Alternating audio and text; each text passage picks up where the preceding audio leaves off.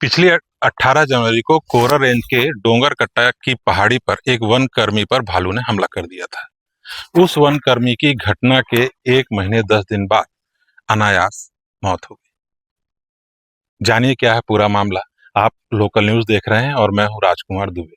आपको बता दें कि पिछली 18 जनवरी को कोहर रेंज का वो इलाका जिसे डोंगरकट्टा कहा जाता है और डोंगरकट्टा के पास एक पहाड़ी स्थित है। उस पहाड़ी पर एक भालू ने 2 ग्रामीणों पर हमला कर दिया था। उसमें घटना स्थल पर ही एक ग्रामीण युवक की मौत हो गई थी और दूसरा गंभीर रूप से घायल हो गया था। इसकी सूचना पर कोरर वन परिक्षेत्र के वन कर्मी जो है और गांव से 500 मीटर ऊपर पहाड़ी पर पहुंचे थे। सामान्य दिनों की तरह वह दिन था और वहां पर पूरे घटना का पंचनामा और प्रक्रिया और शव को लेने की प्रक्रिया जारी थी। और उस जो मृतक युवा था उसके युवक के पिता भी वहां पर उस शव को लेने पहुंचे थे और पूरा सामान्य माहौल था, गमगीन था, डर था और ऐसा कहीं से नहीं लग रहा था कि भालू जो है दोबारा आकर यहाँ पर हमला कर देगा। आप देख सकते हैं कि मेरे साथी जो वहां पर गए थे सुमन सिन्हा जी, इन्हीं जो ये जो बुजुर्ग हैं जिनको लाल घेरे में आप देख रहे हैं, ये बुजुर्ग हैं और ये अपने बेटे के शव को लेने के लिए वहां पर पहुंचे थे। परंतु कुछ देर बाद अनायास भालू आया। आप देखिए कि भालू किस तरह से यहाँ पे आया। आपको हमने लाल घेरे में आपको दिखा रहे हैं कि भालू आया और भालू ने आकर इन्हीं वन कर्मी नारायण यादव पर हमला कर दिया। ये उस समय का वीडियो है कि किस तरह से उन पर हमला किया था।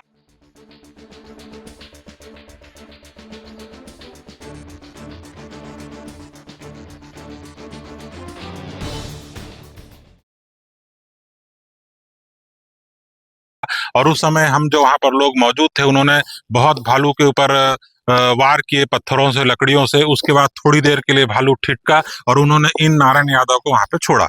उसके बाद जो अभी कुछ देर पहले आपने देखा था कि एक ग्रामीण है जो उस मृतक बच्चे का पिता था, उस पर हमला किया और उसको मौत के घाट उतार दिया।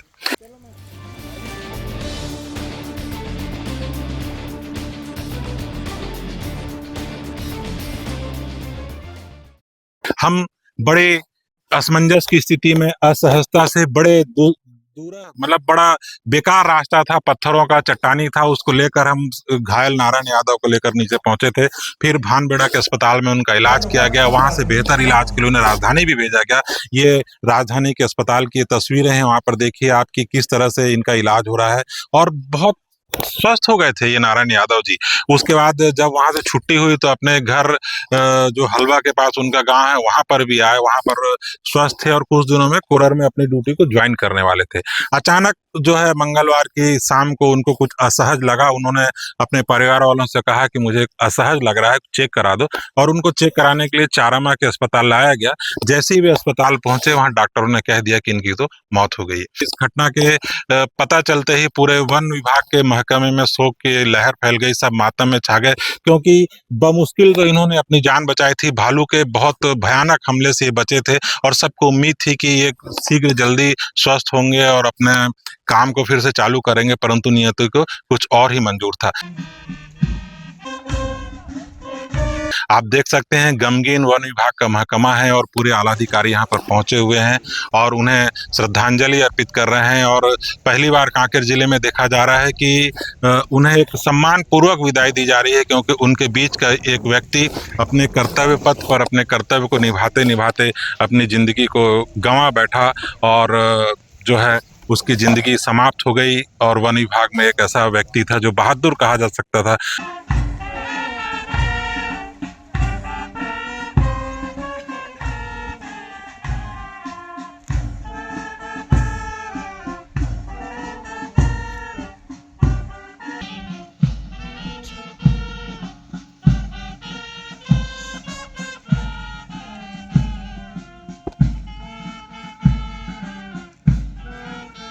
आपको ये वीडियो दिखा रहे हैं कि हमारे साथ आगे आगे गए थे और ये जो है यही नारायण यादव है जो घटना के पहले वहां पर खड़े थे। देखिए उनके चेहरे पे जो बेखौफियत थी, जो अपने कर्तव्य के प्रति जिम्मेदारी थी, उनके चेहरे पर झलक रही है, पर नियति को कुछ और मंजूर था।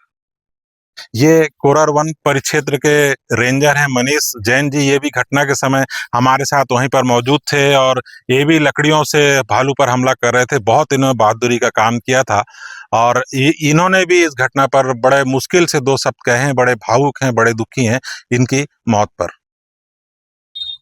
वो तो घटना के 3 दिन बाद ही जब इलाज के लिए गए थे उसी दिन बोलता है कि मैं 26 जनवरी के दिन आऊंगा सर, झंडा फहराने के लिए बिल्कुल ठीक हो जा गया हूँ। इस टाइप को उसका जज्बा था। उनके जज्बा को देखते हुए मैं सलाम करता हूँ उनके जज्बा को। हमारा वन विभाग ने एक उत्कृष्ट कर्मचारी को खो दिया, जिसके लिए हमारे प्रांताध्यक्ष महोदय श्री अजीत दुबे जी एवं हमारे सीसीएफ साहब और समस्त अधिकारी उनके इलाज के लिए भरपूर सहयोग दिए और साथ दिए। किंतु अच्छा होने के बाद उनका इस तरह निधन होना बहुत ही विभाग के लिए गमगीन माहौल पैदा करता है।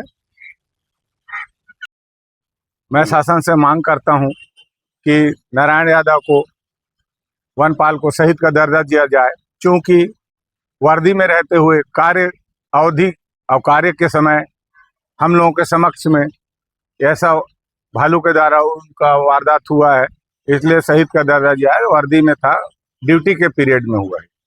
प्रदेश में वन्य प्राणियों के हमले से मौत के मामले में यह 5वां मामला है और कांकेर जिले का यह पहला मामला है जिसमें किसी हिंसक जानवर के द्वारा वन्य कर्मी के ऊपर हमला किया गया और उसमें उनकी जान चली गई। इसके पहले कृष्णपाल सिंह की वर्ष 2014 में और केडी साहिल की वर्ष 2016 में भालू के हमले से जान गंवाई थी। वहीं सीताराम तिवारी वर्ष 2018 और मनीष पांडे की 2019 में भी जान गई थी। इन पर हाथियों ने हमला किया था।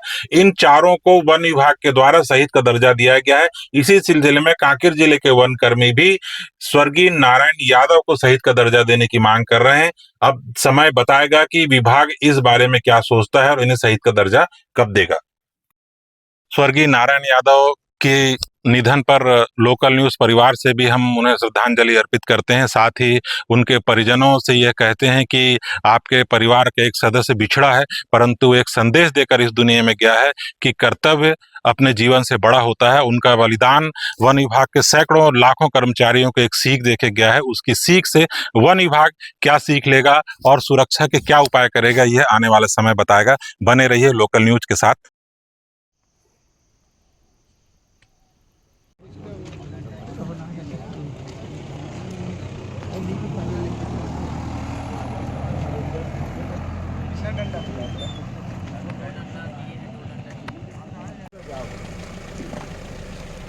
रात में रोशन कर देंगे, लाइट गोल हुई तो हम तो परेशानी में रहेंगे। लाइट का मोहन इस कुछ कल ना एक जगह के ऊपर पकड़ा रखी आराम से।